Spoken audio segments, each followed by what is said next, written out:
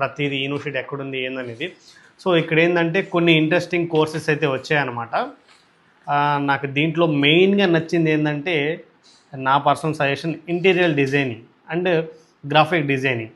So ఈ courses అయితే నాకు తెలిసి సైప్రస్లో చాలా తక్కువ, అంటే లైక్ ఏ యూనివర్సిటీస్లో ఇది లేదు, ఓన్లీ అమెరికన్ యూనివర్సిటీ మాత్రమే ఉంది. ఒకసారి నేను కోర్సెస్ లిస్ట్ ఏదైతే ఉందో చెప్తాను చూడండి. సో అండర్ గ్రాడ్యుయేట్ వాళ్ళకి మెయిన్ అయితే department of management and marketing. అందులో 2 type of courses, BA in business administration, BA in advantages of marketing. Next department of accounting finance, BSc finance and BA accounting.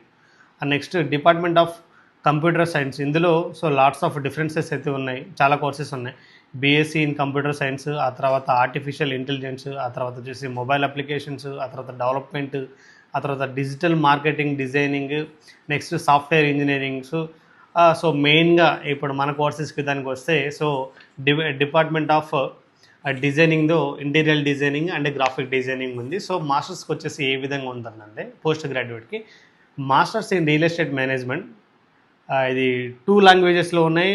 Main language వచ్చేసి Greek and ఇంకొకటి వచ్చేసి English. So 2 లాంగ్వేజెస్లో ఉన్నాయి, మీకు నచ్చిన courses తీసుకోవచ్చు. And next వచ్చేసి ఎంబీఏలో lots of ఉన్నాయి దీంట్లో. సో డిజిటల్ మార్కెటింగ్ అని చెప్పేసి, అడ్మినిస్ట్రేషన్ సెక్షన్స్ అని చెప్పేసి, ఫైనాన్షియల్ అని చెప్పేసి, సో 3 or 4 టైప్స్ ఆఫ్ ఉన్నాయి.